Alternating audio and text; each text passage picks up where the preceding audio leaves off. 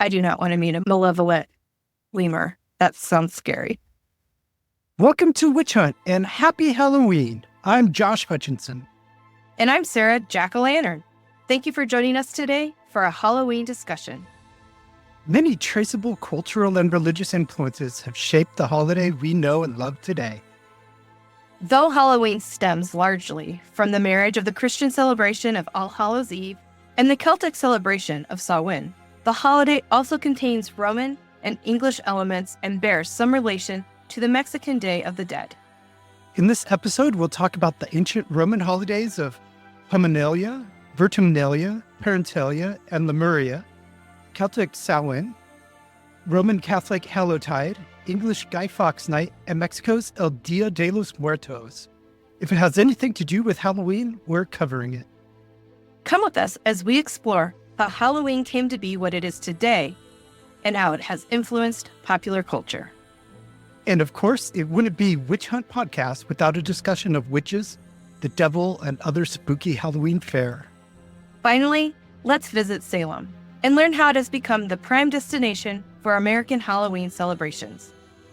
In a Halloween episode we did a year ago, Scott Culpepper told us, we have legendary ideas about where Halloween comes from. Probably most people have heard the term Samhain, the ancient Celtic festival, which supposedly is one of the precursors of Halloween. And a lot of people are aware of that, but they have a lot of folkloric sort of concepts of what that is. And rightfully so, because we really don't know much about what that festival was. But yeah, I think that is definitely one barrier to people learning more about the past of Halloween. And the legend that it's primarily a pagan holiday has really obscured the fact that it's got those very strong Christian roots and origins, especially fundamentalist Christians. They'll go off on the pagan rites and maybe even Greek and Roman rites if they're a little bit better read that may have been precursors to Halloween, but they don't acknowledge the very deep roots of the observance in the history of the church and the church's attempt to convert pagan peoples in the early medieval period. So definitely, yeah, I think fear, suspicion, and then just a willingness to accept legends that may not actually have had very little to do with the development of the holiday really obscures people's knowledge of the true origins. And he told us about the importance of mythology to our contemporary understanding of Halloween. So much of what we think we know about the world is entangled with mythologies, and we all have our personal mythologies that we embrace. So it really is. It's a tricky thing. And sometimes the myth is enriching. The myth is empowering. The myth serves a good purpose. The word Halloween, first used in the 18th century, is derived from Hallow Even, a shortening of Hallow Evening, the night before All Saints' Day, which was November 1st. Along with All Souls' Day, observed on November 2nd, this trio of important church observances was known as All Hallowtide. Before we go into the details of Hallowtide, let's explore some of the even more ancient roots of Halloween, beginning with related Roman feasts and festivals. It's hard to say exactly how much these Roman festivals have contributed to our modern Halloween festivities, but they may indeed have contributed to the Roman Catholic Church then instituting All Saints' Day and All Souls' Day. Those could be connected to Roman festivals earlier. So it's possible that Roman festivals at least indirectly fed elements of Halloween. The first of these festivals that we'll discuss is Pomonalia, feast of the Roman fruit tree goddess Pomona, which was held August 13th, along with Vertumnalia, the feast of Pomona's husband, the god Vertumnus, who ruled the changing of seasons.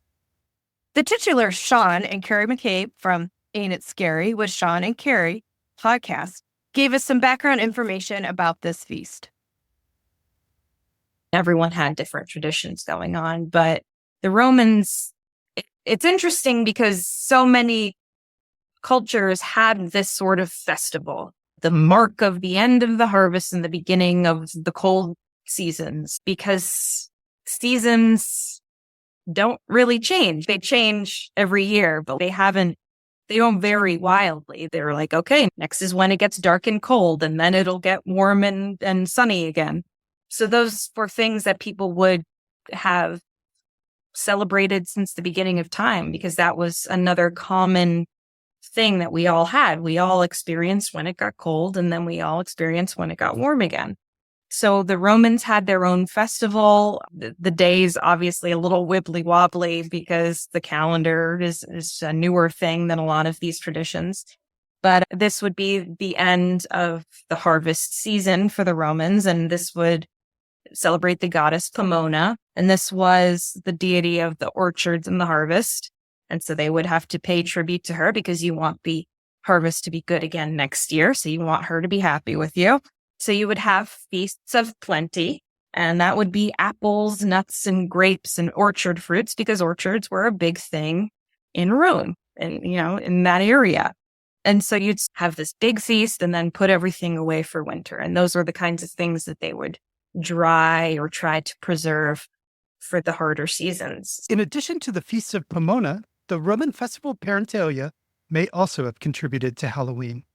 This festival was marked by a 9-day observance, which began every February 13th. This was a time for families to honor their deceased ancestors. On the final night of Parentalia, February 21st, Romans observed Feralia, when they would leave offerings to appease the dead and prevent their spirits from coming back to haunt the living.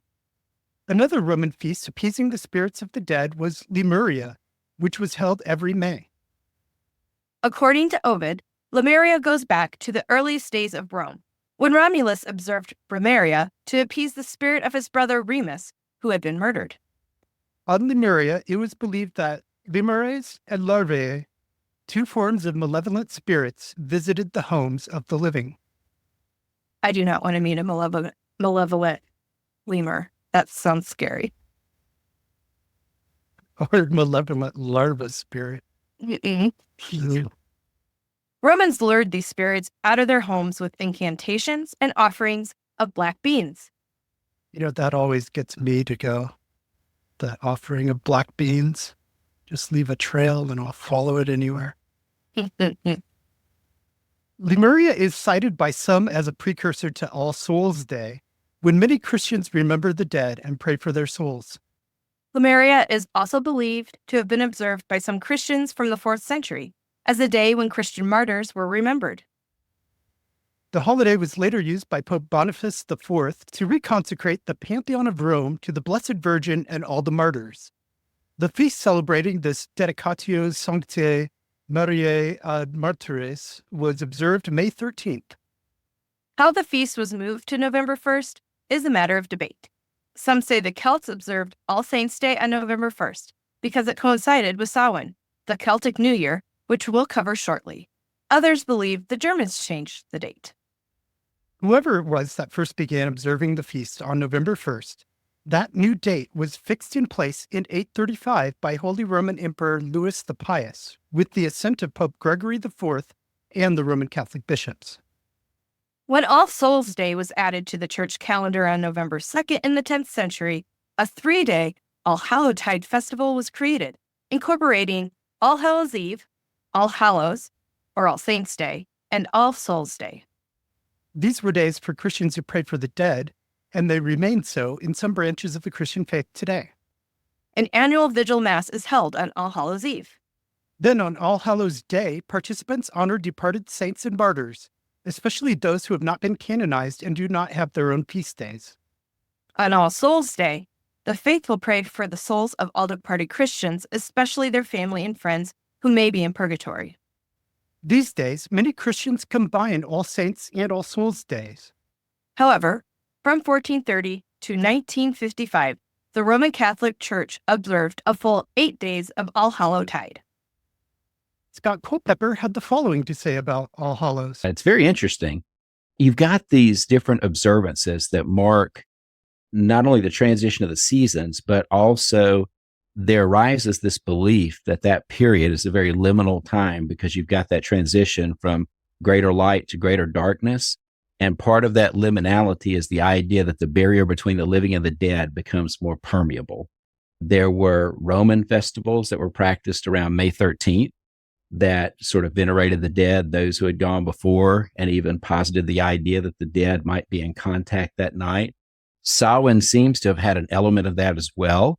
where the power of the ancestors is invoked to try to help increase yields in the future, to preserve the people over the course of the long winter months. So when you move into the early medieval history of the church, a lot of officials are wanting to reach out in a variety of ways to pagan peoples, people who practice the old religions, and bring them into the Christian fold. And one way they do that is by trying to adopt and then co-opt, transform practices that are very popular amongst them. And one of the things they'll do is to move that festival that in Roman culture happens around May 13th or May 16th to the end of October. And during that point of transition from the greater light to the greater darkness, they will set aside the observance on November the 1st of what's called All Hallows. And the idea behind that initially was to celebrate the saints, because during the early medieval period, the concept of sainthood is beginning to rise in prominence in the medieval church. And so first and foremost, they set it as a day to celebrate the saints and the way the saints, through their great actions, have set aside treasury and merit for people. That whole sacramental system is developing within the Catholic Church. People are also having a need to acknowledge their own ancestors as well, not just the sort of super sanctified Christians represented by the saints, but people that are dear to them as well. And so they'll also eventually create another day, November 2nd, which is All Souls Day. All Hallows Day is set aside to commemorate the saints. November 2nd is set aside to commemorate others who have gone before. So October 31st becomes known as All Hallows Eve, the day before All Hallows Day. And eventually it gets transformed from All Hallows Eve or even to Halloween, the compound word. It gets all incorporated together. Sean and Carrie McCabe added this. There is that probably in our perspective today of they're connecting with the dead and their ancestors. That's spooky, but they wouldn't have seen it that way. It's very much like something like Dia de los Muertos, where it's more of a reverence. Part of the spookiness, I would have to say, came from the Christians assimilating pagan traditions to try and, well, they're already celebrating this, so we can figure it into our feast calendar and try to get them to join Christianity, but not have to give up all of their traditions. And so they really went deep into the idea of a time of the dead, because they couldn't really call it the same way that it was, which was like a harvest festival, paying tribute to the harvest, which was like a godlike figure. You can't do that in Christianity. So they changed it to All Saints Day and All Souls Day. That was the time of what would be called Hallowmass, November 1st and 2nd. And so the Saints Day would be to mark the saints, especially in Catholicism, obviously. And then All Souls Day would be for the spirits of those who had passed already. The idea of the dead got involved in the tributes. There would be a lot of prayers. People started baking soul cakes. You couldn't make sacrifices anymore to the dead because that was pagan. So you could bake these cakes and make them as offerings, which became our treats that you would give out on Halloween. The 8-day observance of All Hallowtide was removed from the liturgical calendar during a series of reforms instituted by Pope Pius XII. Through the millennia, the end of October hasn't only been a time to remember the departed, it has also been a time to celebrate harvests and prepare for winter. In parts of Britain, ancient harvest festivals continued to be observed well into the Christian era. Over time, Halloween emerged as a syncretized holiday, fusing the Christian season of Hallowtide with these earlier pagan festivals, principally Celtic, with some Roman contributions, as we have mentioned. The Celtic festival most commonly associated with Halloween is Samhain, which Sarah mentioned was the Celtic New Year festival. Scholars know precious little about what actually went down on Samhain in ancient times. It was believed that as the Northern Hemisphere transitioned into the darkest months of the year, the mythical veil between the worlds thinned, allowing spirits to interact with the physical world. To ward off spirits, Celts built great bonfires and called upon the gods, gratifying them with sacrifices of animals and possibly humans. While it is known that Northern Europeans did perform human sacrifices, it is not known whether these took place on Samhain or at other times. It is likely that the participants sacrificed animals as they culled their herds for the harsh winter months. No hard evidence exists to prove that Celts used Samhain to honor the dead or to worship their ancestors. We did learn from Mary Craig that the Celts went guising, wearing masks to hide from spirits. We still go out at Halloween. We go out guising, you guys go out trick-or-treating. And that's going way back. That's pre-Christian. That's a pre-Christian festival that we all still know. I mean, it's fun and the kids get sweeties and candy. And Scott Culpepper told us more about Samhain. It's an ancient Celtic festival that was practiced around the time of the end of October, about the time that we now celebrate Halloween. And it marked the transition from the days of light to the time of darkness. It seems like in a variety of different ancient religious systems, there was an attachment of the religious system to the cycles of agriculture, as you would expect, because most people's lives depended very much on that cycle operating successfully. And it ties you to the mystical forces that foster the earth, that whatever deities you believe in, they're expressed through those natural cycles and through natural phenomena.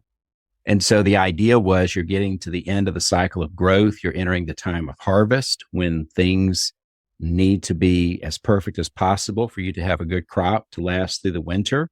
And you're entering the time of darkness. The days are going to get shorter. The nights are going to get longer until, of course, finally you get to the winter solstice when you have the very longest night of the year. And so it's seen as a time of death and a time of pending rebirth, so to speak, as you're entering into the winter months. And so from what we know, Samhain is a celebration of that, an expectation of what's to come and an honoring of what happened in the past. It seems like there were probably ceremonial rituals with bonfires, maybe people bringing some of the produce that had been harvested in those fall months, and just crying out to the gods for good winter and fruitful times to come in the future. And so it's very much marking that point of transition. It's one of several observances throughout the year that marks the point of transition. Having said that, that's what we know, but there's so much we don't know about exactly what happened. And one of our struggles to understand a lot of the ancient Celtic religions of the British Isles is the fact that most of the information we get about them is mediated through other people, particularly the Romans. And the Romans had all kinds of reasons to exaggerate and to misrepresent what was being practiced. People like Julius Caesar, Tacitus, many other Roman historians, they'll write about the people of the British Isles, and they'll record the actions of the Druids, who were said to be the priestly class among the Celtic peoples of the British Isles. And they'll talk about human sacrifice. They'll talk about the resistance of Celtic peoples to the Romans. And so you get these very enticing images of Celtic peoples worshiping out in the groves with the sacred trees and all of that, a lot of which probably is based on accurate information to some degree. But then you get a lot of things about ritual sacrifice and all that as well that we're not nearly as sure about. We do appear to have some archaeological evidence of people dying violently in some parts of the British Isles. And so the scholarly community is very divided about the degree to which there might have been human sacrifice, and if there was, in what way or what context it operated. Most scholars that I've seen would argue that where there were sacrifices or offerings, they typically were animals or they were the produce of the earth, the things that had been gathered during the harvest, more so than human sacrifice. But there is still an ongoing debate about there being pockets where human sacrifice was practiced. And of course, for the Romans, this is the kind of thing that they certainly wanted to magnify and amplify. They're overcoming these, what they would view as twisted cultures, uncivilized cultures. And then with the transition of the Roman Empire to being a Christian empire, you get a lot of Christian leaders who are willing to sign on to those legends as well, because again, they're Christianizing these people who are uncivilized, who are practicing violence against others. And so it's something that got a lot of legs. We really don't know all of the specifics, but at least those are some of the things that we know about the traditions of Samhain. Sean and Kara McCabe added, So yeah, there's no real start date as these things go. They just appear in time. And the thing that we can really trace back the most to today's Halloween in the past is to the Celts, the Druids. These are people that lived in early Ireland, Wales, England, Scotland, that whole area. And they had a really nature-based lifestyle. They were nature-based religion. It was a pagan religion based on nature, and they were farmers and they lived on the land. So they were very connected to the earth. And the original Halloween was one of their pagan traditions to celebrate Samhain, is what it was called and is still called by pagan practitioners today. And that's really to mark the onset of winter and basically when the harvest was done. Back in the day, we've always had dramatic climate changes and weather changes. And at this point in time, at that place in the world, you really had two halves of the year. You had the summer half and the winter half. It was really much more like 6 months, 6 months. And this was to celebrate the onset of the winter half of the year, where you would bring in the harvest and hibernate and not be harvesting and farming as much. So it was really their New Year celebration. And a lot of those things that we associate with this time of year, those harvest and cornucopias and all that fun stuff, really comes from that this was a harvest, like a pagan harvest celebration to mark the end of that time of year. Because of the non-Christian origins of elements of Halloween festivities, there are people who believe that Halloween itself is evil, and that different aspects of it are evil, sinister, and opening doors to Satan. Some Samhain elements like costumes and jack-o'-lanterns are indeed part of Halloween today. However, we just don't think of their original purposes. And the pre-Christian Celts did not even have a Satan. So these things don't have satanic origins, though you could look at them as sinister and dark if you believe that human sacrifices were performed at them, like the Wicker Man sacrifices that some of the Romans wrote about. The Romans who actually wrote about that stuff were recording second and third-hand information and might have really exaggerated things. So we don't know at Samhain if people were being killed or not. And while some very old Irish manuscripts reference the practice of killing children, these were written hundreds of years after the Christianization of the British Isles. Whether that was an actual Samhain practice is impossible to know at this point. As we've seen, Halloween was thus the offspring of All Hallowtide and Samhain, with some other elements mixed in, depending on the time and place of observation. As the child of Samhain and All Hallowtide, Halloween blended characteristics of both, and thus became a fusion of the sacred and the profane, and that was your cat. By profane, we don't necessarily mean obscene. We just mean that whether you're a Celtic pagan or a Christian, Halloween blends what is sacred to you with what is outside the sacred. Halloween became very popular in Ireland and Scotland, while after 1605, an event called Guy Fawkes gained more traction in England. Guy Fawkes? We went by his house when we were in England. In York, and we learned a little bit about the gunpowder plot. That's right. Guy Fawkes was one of a group of English Catholic conspirators who plotted to kill King James VI and first. They were going to blow up the Parliament while the king was there for the start of its session. The state opening of Parliament was scheduled for November 5th, and that's when the proverbial fireworks, in this case, 36 barrels of gunpowder, were intended to go off. But somebody tipped off the government, and during a search of the House of Lords on the night of November 4th, guards found Guy Fawkes guarding the barrels. It was estimated that the amount of gunpowder was enough to destroy the House of Lords, where the king was due to address Parliament the next day, in a tradition which continues to the present day. Unfortunately for Guy Fawkes' cause, the discovery of the plot led to backlash against Catholics, increasing the oppression that the conspirators thought they were fighting against.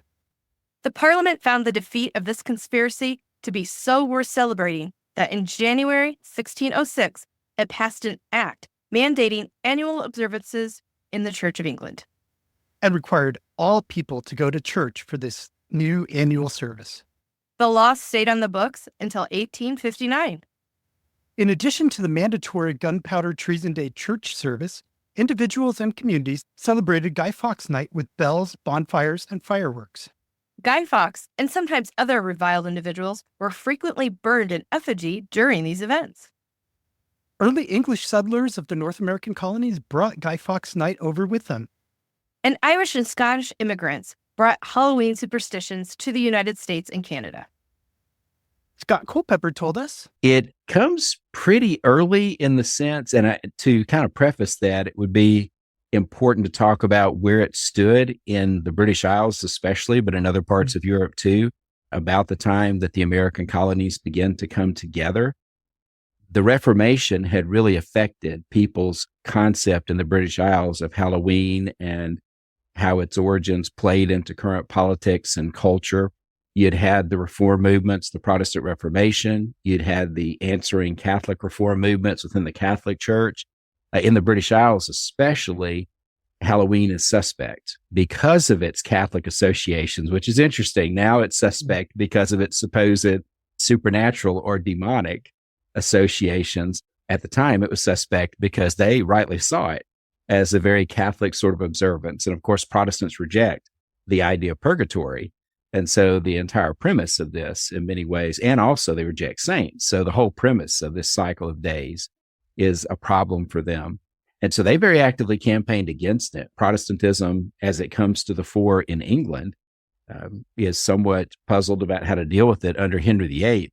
They really didn't do much about it because he was a very pragmatic sort of reformer. With Edward, his son, he tries to ban observances of Halloween. And then, of course, with his sister Mary, they go the other way. Mary tries to revive it because of her Catholicism. Finally, under Elizabeth, Protestantism gains control of the conversation, and Halloween is less often commemorated. But then at the very beginning of the 17th century, in 1605, you get the infamous gunpowder plot, where Guy Fawkes tries to blow up the Houses of Parliament.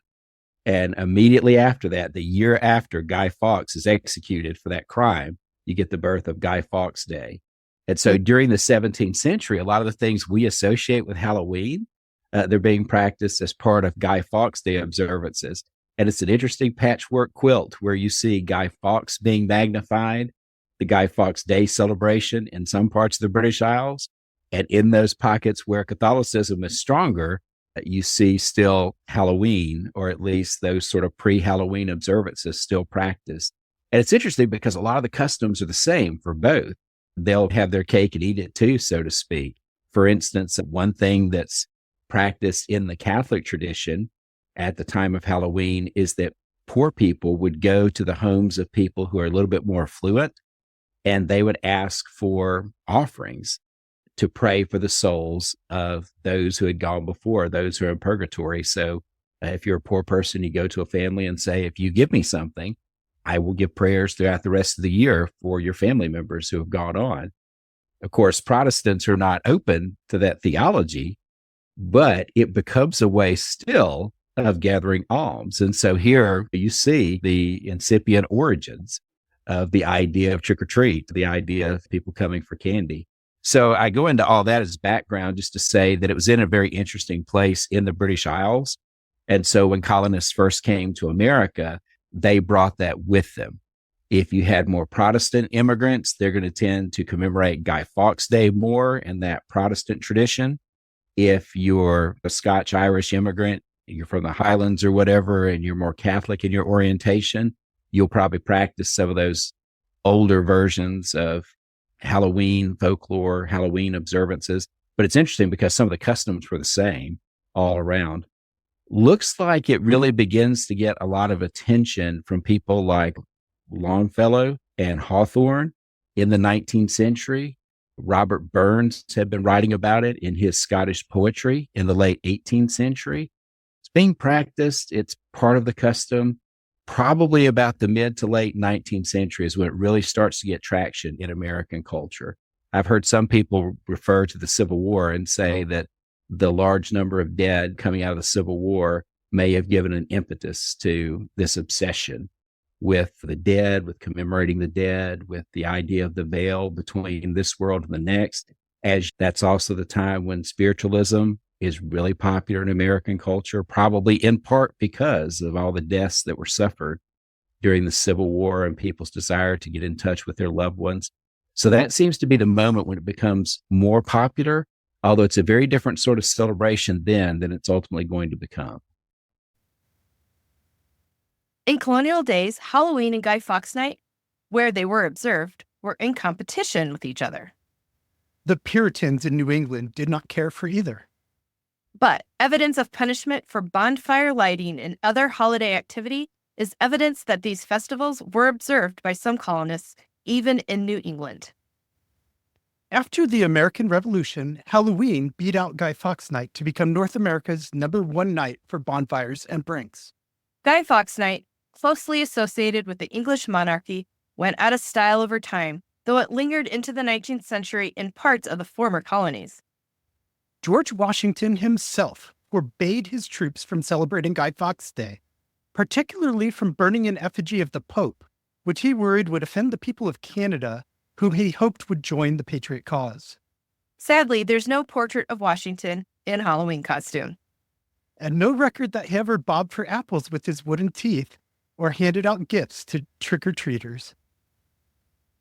Halloween from the early modern period well into the 20th century was a night of vandalism and, depending whose side you took, general mischief or depraved hooliganism.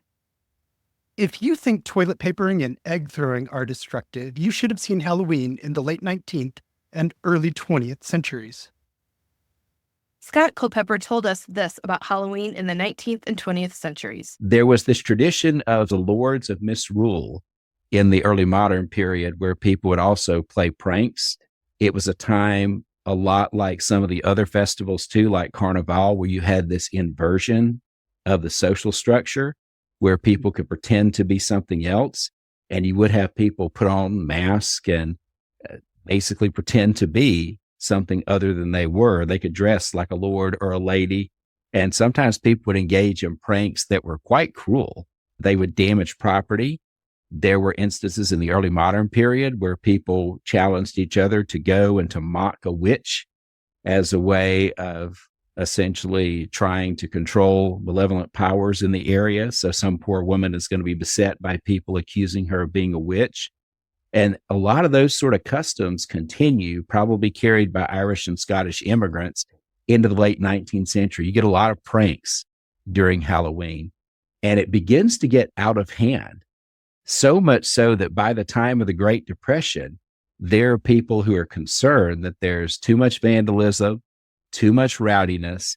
The holiday has gotten very out of control. And so it's during the Great Depression that retailers and other culture producers begin to work to transform the holiday. They basically set out to tame the holiday. And one of the ways they're going to do that is by making it a more child-focused event. They'll take some of these customs, such as coming and asking for favors to be granted, trick or treat, and they'll start to encourage the idea of giving candy to those who come, people coming just to seek gifts for nothing in return, as a way to pacify those who might engage in more socially unacceptable behaviors. And this actually came from a custom where people would sometimes pay folks off that they thought were going to engage in rowdy behavior. In the 19-teens, 1920s, some people wanted to protect their property. They would pay folks off. And so this is a way of taming that, making it more culturally acceptable. In 1908, merrymakers in Belton, Texas, made so merry that they practically burned the town down, destroying homes, freight cars, and cotton bales for a total of up to $250,000 in damages. It was common for revelers, mostly young men, to tear up wooden sidewalks, fences, verandas, and anything else they could pry apart. Halloween was a dangerous night to be in an outhouse, as groups of young men enjoyed tipping them over. Definitely unpleasant to be on the other side of that transaction. And pranksters would unhinge gates and doors and place them in intersections or use them in their bonfires. Intersections were popular places to find automobiles, freight cars, wagons, and anything else movable the morning after Halloween. Sounds a lot like the senior prank week in American high schools. But like to the max. Some of it was these pranks, but other parts of it were dangerous. There were people putting things on railroad tracks or actually tearing tracks up and that kind of thing on Halloween to cause real accidents to happen. There were some close calls with trains and trolley cars because of obstructions and damage to the tracks. I read about one trolley driver who got a fright from a dummy being placed in the tracks and threw on the brakes as fast as he could. And I read about others where if a trolley ran uphill, the people would grease the tracks. And stealing, theft, and even strong arm robbery have been part of Halloween since this mischief-making element came into play. Basically, gangs of teenage boys and young men used to hold shopkeepers hostage, essentially. They'd say, "We've got you outnumbered here. Give us what we want, and then we'll go away." I hope they did go away. I hope so. And girls were expected to have little parties at home, tea party kinds of things. They would play games where they would look in the mirror or other divination games, possibly the Venus class, to figure out who their husband was going to be. They'd do some things like burn nuts and see which way that they popped in the fire to know if a relationship was going to last. The thing that people would say was, "You're going to be in home where you're safe and everything because you're women. We can't have you out roaming the streets at night." But for the boys, they need to go get it all out on Halloween. Yeah, it's like the purge. They just need to get it all out of their system. All the mischief that they could be doing throughout the year, we're just going to get them to do it all on one night. At this time, there was not formal police. You had a handful of men walking the town, making sure it wasn't under attack from the outside, but you didn't have the professional police forces like criminal justice or anything like that. So often when things would get out of hand on Halloween, they'd call in volunteers or a posse to deal with the rabble rousing. There were constables, but that was an elected position that basically landholding men took turns doing. So it was like being the neighborhood dog catcher or fence viewer, being a constable. You certainly didn't go to a police academy or anything. You didn't learn criminal procedure. You didn't learn how to investigate. You didn't learn how to do things by the book. There was no book. There was nobody that was their career. Yeah, it was just a temporary job for them for a year at a time, usually. But by the 1920s, however, police forces were professionalized, and many citizens had had enough of the midnight madness on Halloween. Community-minded organizations began sponsoring trunk or treats. Oh, wait, that's not in the 1920s. Sponsoring Halloween celebrations to distract the youth from destroying their areas. And enough people were complaining to the police that cities finally had to listen up and provide better security. Gradually, Halloween was subdued and commercialized. But the wild revelry did not go down without a fight. Indeed, Halloween vandalism and arson has continued, though to a lesser degree, hopefully. Now let's talk about a holiday that's something like a distant cousin of Halloween, the Day of the Dead. Yeah, you can look at both Halloween and El Dia de los Muertos in similar ways. They're both the result of multiple threads of traditions meeting up with each other. Day of the Dead combines some ancient Mexican traditions that were there prior to contact with the Spanish, with All Saints' Day, All Souls' Day, and All Hallows' Eve. These Catholic holidays and the ancient festivals that came together with them formed the holiday that there is today.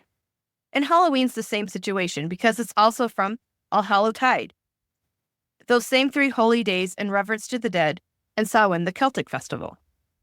Yeah, those two things come together in both Halloween and the Day of the Dead. They're both fusions of All Hallowtide with older traditions native to the lands where they were developed. And Scott Culpepper said the following about the Day of the Dead. So many of the areas that commemorate the Day of the Dead, especially in Latin America, Spain, Italy, these are places that are very heavily Catholic influenced. And it's an interesting sort of joining of popular folklore and Catholic tradition. So definitely, I would say they stem from many of the same roots. And I think you see that especially in the fact that some of the rites of Mardi Gras, Fat Tuesday, and Carnival in parts of Latin America. They're similar to things that are done on the Day of the Dead. They have a similar purpose, commemorating those who have gone before, especially in cultures that believe in purgatory, praying for those you love to advance through purgatory well. So yes, definitely there are affinities there. And it's just a great recipe. It's a great mix. As we were talking about earlier, Sarah said the importance of acknowledging mythology and the richness of it.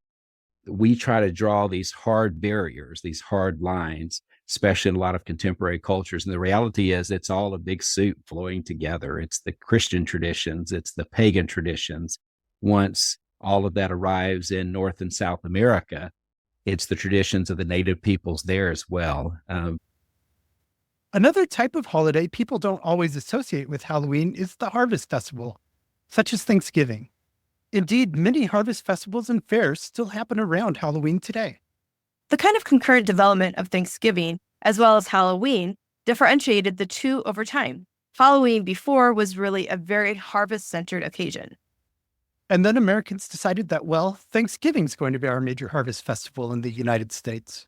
So Halloween still has some harvest themes like candy corn, corn mazes, bobbing for apples, pumpkins on display. And the reason it's like a feast originated with Samhain and with other harvest festivals. There would be a harvest feast because you had to cool your herds and prepare your food for the winter. So there would be a plentiful supply of meat and crops at Halloween time. You could have just the amount of animals that you could get through the winter, your strongest animals. Then you'd cull the rest of them, and then you'd end up having that meat for the winter. But you'd also celebrate right there, that night, on a feast. And then that paired up with the All Souls Day tradition of making soul cakes as kind of an offering for the departed, and became the tradition of paying people to do prayers for you, paying them with soul cakes and other treats. Did you say witch cakes? No, just kidding. Don't pay them with witch cakes, soul cakes. Over time, Halloween went from a meat-oriented holiday to a dessert-oriented holiday, and then to a candy-oriented holiday as trick-or-treating really took off because people originally were trick-or-treating for nuts and fruit and bread, whole foods, not just candies. They were looking to get meals. And for people facing food insecurity, it was a really important day for them for their own winter preparations to get some food from some other people. But once it became trick-or-treating, and especially with the different scares over supposed razor blades and apples and people allegedly drugging foods, it became just prepackaged candies that is now easy to hand out and easy to just carry around in a big bag. Personally, I think we should get back to helping people prepare for winter at Halloween time. I think that's a great idea. People could give to food banks and clothing donation centers. Yeah, we could do something good with Halloween. Make a collection drive a community event. It's not too late to donate to your local food bank or to share last year's coat with someone in need now. So now let's talk pop culture and how pop culture and Halloween influence each other. It's two-way communication. People dress up as their favorite characters from movies and TV, but at the same time, the movies and TV reflect what's going on in culture. So you get movies on TV about Halloween, and then those become themselves Halloween traditions. So then they're feeding the holiday. It just keeps evolving in those ways, the way that culture presents it. People take that on. I've just read Halloween From Pagan Ritual to Party Night by Nicholas Rogers. And one interesting point that he makes is in the horror genre, originally the monsters used to be literal monsters and not anything like humans. You had people like Frankenstein's monster, King Kong, Godzilla, mummies, and vampires were kind of human, but not. A wolfman would be kind of human, but not. Definitely not. Different enough. They're mostly these unreal monsters. It wasn't human murderers, which is what horror morphed into later as fears of serial killers grew in the 60s, 70s, and 80s. That's when you got all these slashers coming out that feature depraved serial killers and mass murderers. Like Michael Myers from Halloween. Basically a Superman, almost immortal, very hard to destroy. And so are Jason and Freddy Krueger. Freddy's a dream guy. He's really hard to get rid of. And another thing was, as these horror films went on also, originally the people who got rid of the monster were professionals, the police officers, and military. They were always men. But then you got into the final girl situations where it was a young woman or a girl that would actually, ultimately, defeat the villain. But the final girl would only defeat them temporarily, and then the villain would come back in the next movie and do it all over again and get back to another final girl, and she'd defeat him temporarily. And then he would come back in the next movie again. And so on through 10 or 12 or 50 movies. The author, Nicholas Rogers, also pointed out some more interesting things about horror and what happened over time. For instance, in Psycho in 1960, during the shower scene, they only showed one stab. It wasn't one of these movies that we have nowadays where it's stab, stab, stab with blood spurting everywhere and body parts coming off, that kind of thing that by the end of the decade, you were starting to get in horror movies. More maiming and dismemberment and blood and guts, gore. You started to get gore where before it was more suspense and the threat really drove the movie. And then it became sex and gore. Yeah, and sex was always a part of Halloween on some level because there were courtship rituals and the whole who's going to be my spouse thing. And there were, at least in wealthier circles, dances where you did have young men and young women coming together at Halloween to try and promote courtship. And as a night with relaxed inhibitions, it became more of a sexy night. And now when you look at the costumes, there's a lot of sexy. Right. You go to Spirit Halloween and just walk down the aisles, and the number of costumes that are called sexy, this or that, is staggering. You could be a sexy crocodile or a sexy mummy or a sexy anything, a sexy vegetable if you want. And there are Halloween sex symbols like Elvira, the Queen of Halloween. Elvira, definitely a big sex symbol. And even the vampire thing that you got going back to the Gothic era of writing really was very sexual, along with the threat of violence and the actual violence. There was that sexual tension between the vampire and the victim. And then a trend that you see in the development of Halloween is that people are always trying to push the envelope. Whatever the envelope happens to be at that time, Halloween is a day for pushing the boundaries, especially sexual boundaries. Now let's turn our attention to some of the specific Halloween traditions that survive today. Yeah, I want to start with the colors. Orange and black have been associated with Halloween longer than I've been alive, and that's saying a lot these days. Purple and green is starting to nudge black and orange over. And then there's jack-o'-lanterns. They're still everywhere, and they date back potentially thousands of years. As at Samhain, they were used to ward off spirits. Back then, they were lanterns made of turnips, and they may have been used to turn spirits away from homes and fields. Another way of dealing with malicious spirits was simply to hide from them. And that's why people began masking themselves on Samhain. So there are definitely pieces of Samhain that still live on today. We just lost our connection with the reasons for why we're doing these things. We're just doing them out of tradition and just for fun. Whereas before, they used to have real profound meaning. It could have been seen as a matter of life or death to observe the proper rituals and avoid the spirits. Today, that masking you mentioned, known as guising, has become trick-or-treat. It has. As Halloween matured, parents wanted to give their children an opportunity to participate in the festivities, and going around in costume seemed a fun way to let them use their little imaginations. But who doesn't like being rewarded with sweet treats? I know I sure do. Trick-or-treating today is a ubiquitous feature of Halloween, but there have been a number of scares which have curtailed, at least for a time, that activity. It started with rumors of razor blades and apples. And then spread to involve drugged candy. These days, people worry that fentanyl is being added to candy. And yet there have been only a handful of confirmed Halloween incidents related to trick-or-treating. Other than some of the strong arm robbery that goes on between little kids and bullies, or the parents who get in the candy bowl after the kids are in bed. Oh, yes, and theft from your own children's. But that's a time-honored Halloween tradition. You can't take that away from us. It's profound. There is that with the bullies stealing from the younger children, but On a more serious note, only a couple Halloween fatalities have been linked to candy tampering, and those both involve people in the victims' families, not strangers.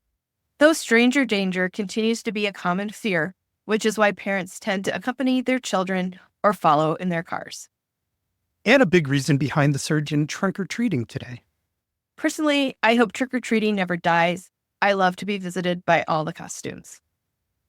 And I hope it continues to. I just remember it so fondly from childhood. I want it for all the children. I love hearing the laughter. So there's groups that trick-or-treat together, sometimes it's neighbors, and there's laughter in between the houses. It's so great. Just sitting on your porch and seeing all your neighbors and the kids and families coming out, it's one of those few days where you actually might talk to a neighbor. Sadly, that's true. So we've covered the candy connection. Now, what about all those frightening costumes and decorations people love so much? Well, ghouls, ghosts, and goblins have been associated with Halloween since its inception, as there was that belief in the thin veil between the visible world and the usually invisible world. And skeletons and skulls, of course, are associated with the dead, who are honored on All Hallowtide or may come back to visit the living. Anything that goes bump in the night can be useful on Halloween to give a little fright.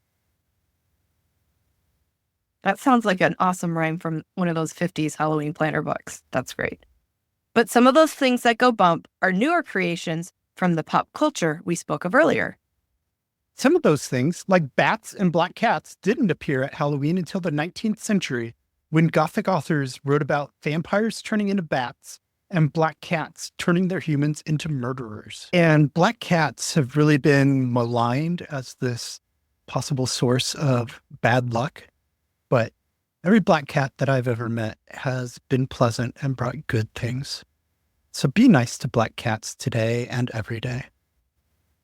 And I'd like to thank Wesley, the Dread Pirate Roberts, for enriching this episode.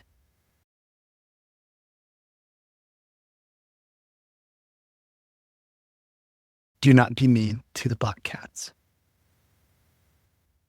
And of course, those more recent creations in books, comics, radio, theater, television, and film have graced Halloween festivities as they've come out. And of course, witches are an important part of modern Halloween and have been part of Halloween for quite some time. Before we discuss that, I'd like to say again that there are different types of witches with very different characteristics and behaviors. I agree. You have the notion of the evil witch who gets powers from Satan or other malevolent entities, depending on which culture and religion the witch is in the conception of. These are the mythical witches who are the targets of witch hunts. They do not really exist. Our show is usually about hunts for these types of witches who are still believed to be real by a large portion of the world's population. To learn more about these, we'll turn to what Mary Gibson told us about magic. Magic is a force which cannot be explained by other factors such as science, rationality, observable physical or material changes of that kind. But it's more than that, really. It's what people choose to define as magic. So in some cases, some of the phenomena that people have thought were magical in the past or think to be magical today can actually be explained in other ways. But people choose not to because they want to see those things as being magical. And of course, magic can be a positive or a negative thing. So if you accuse your neighbour of being a witch and doing magic, obviously that's a terribly negative thing. But you might also see magic as a positive thing. And one of the ways the witch turns up in contemporary culture is a kind of positive magician, somebody who's sparkly and glamorous and exciting and maybe even a role model. So magic accompanies the idea of the witch throughout history, really. And Marion said this about the witch. The witch is a very movable thing, but often defined as an enemy. So one of the places that the witch fits into society, even over such a long historical period, is that they are a very useful enemy. And if you don't think they exist already, you need to invent them because they fill that gap in society where scapegoats and those who challenge authority, people who are subversive, people who are seen to be problematic, certain racial, religious, cultural others, those people fit. So the witch is useful when you want to say, I do believe the world is full of magic, it's full of spirits, it's a highly religious world. And I think that because God has his good people on one side, therefore Satan must have his bad people on the other side. And those people must be witches and they must be able to do real magic. So the witch is useful more than anything else, useful throughout history. And Malcolm Gaskell had this to say about the imaginary evil witch. Just that question, what is a witch? It's such an incredibly multifaceted and mutable concept. So again, you have the biblical witch and you have the legal witch. The witch is someone who forms a covenant with the devil, but how do you prove that? But in the community, the witch is somebody who was trying to harm you, your household, your domestic interests, your livestock, your crops, and very particularly, and this is really important for the history of witchcraft, your children. Children are so often at the center of witchcraft accusations that the fear of parents towards their children is that most intense emotional experience. The parent who thinks, as I think many parents would, I would die to protect my children. If you take that intensity into a situation where people really do believe that someone is trying to use black magic, in effect, to murder their children, you get the most vicious kind of defensive response. And that vicious defensive response often translates into witchcraft accusations, because witchcraft, the suspicion of witchcraft is often based upon the belief that someone else is jealous and envious and therefore can't have what you have and therefore will just destroy it and spoil it. You know, that anxiety is very common. For these people, the belief in witchcraft was a real thing and that witchcraft was a real power. And Scott Culpepper told us this about witches. I saw a special a while ago, I think it was produced by the History Channel, where they were talking about the legend of the witch, how it began to arise in the late medieval and early modern period. And they noted the fact that these are primarily women who are being accused of witchcraft, and her tools are born of the domestic sphere. And they talk about the ordinary household broom and the ordinary household cauldron that is used for cooking and how that becomes incorporated into the legends as the tools of the witch, because those are the tools that women would have used in that culture. You also have very real practicing witches who self-identify by that term and have absolutely nothing to do with the evil witches of legend. These individuals are not Halloween witches. But of course, you do have the pop culture witch as well, a third type of witch and an ever-evolving creation of the collective imagination, who's long been part of Halloween. Even with pop culture, the witch takes many forms, sometimes portrayed in a positive light and other times cast as harmful. Sometimes the witch is a strong woman who experiences liberation through her powers. Other times the witch is a barely human creature, like the hag from old stereotypes. In recent decades, many sympathetic accounts have come out about witches and wizards. But other portrayals rely on old images of evil witches. In the past, it was believed that evil witches were more likely to be out and about doing things on Halloween because they could manipulate different forces, different occult forces, and summon spirits. The ones that don't exist. Evil witches that don't exist. What would a discussion of Halloween be without the coverage of the witch city, Salem? The witch city, which is now basically the Halloween city as well. We'd indeed be remiss not to mention haunted happenings and the well over 1 million people who now visit Salem, Massachusetts each October. This festival was held first in 1982 on Halloween weekend and now features events throughout the month of October. Last year, Rachel Christone of the Salem Witch Museum told us this about Salem in October. So I've been working here for about 8 years now, and even in just that time, October has become steadily more and more difficult to manage in some ways as time has gone on. So for those who might be listening who don't know, October is by far the busiest time of year for Salem. The city sponsors an event called Haunted Happenings. It's a fall festival that goes on for the entire month of October.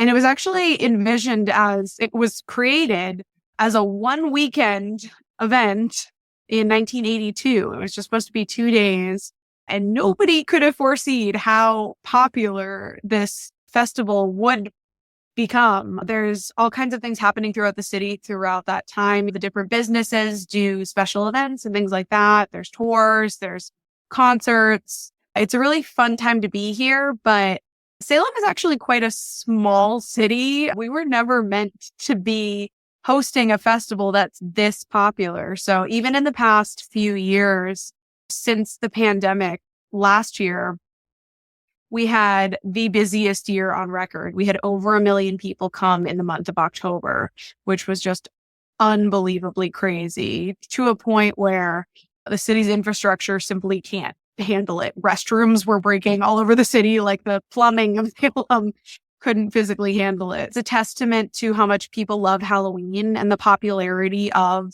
that particular fall holiday, which people now very strongly associate with Salem. So it's a blessing and a curse. It's really fun to work here in October to a degree. You get to meet people from all over the world who are in full-on Halloween costumes for the entire month of October, who are just so happy and excited to be here. So that's really fun.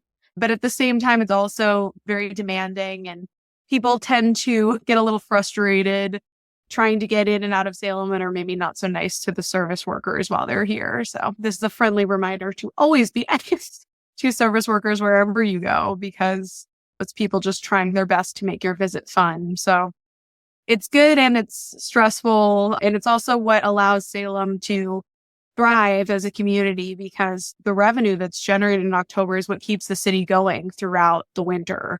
So again, it's a blessing and a curse all in one. So right now would be a good time to plan next year's Salem trip.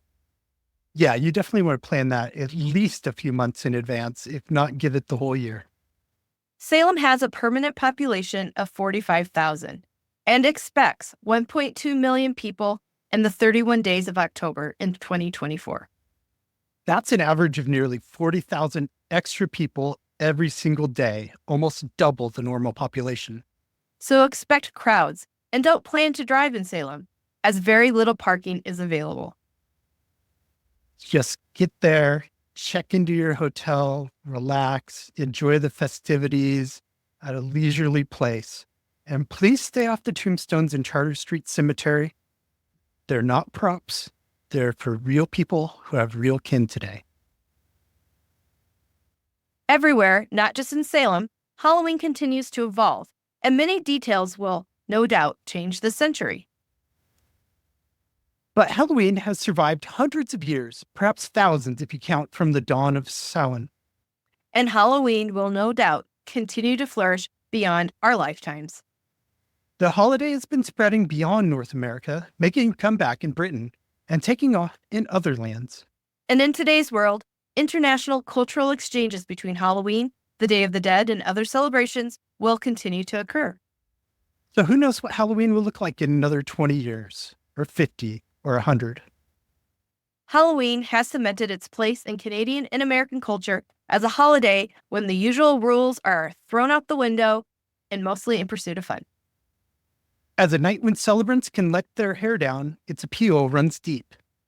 And it provides a relatively safe environment for confronting society's deepest fears, allowing us to face death and our other anxieties. And then the next morning, we get to rush to the stores to buy up all the leftover candy at half price to help us get through the more anxiety-inducing days of the calendar. And now Mary Bingham is back with Minute with Mary.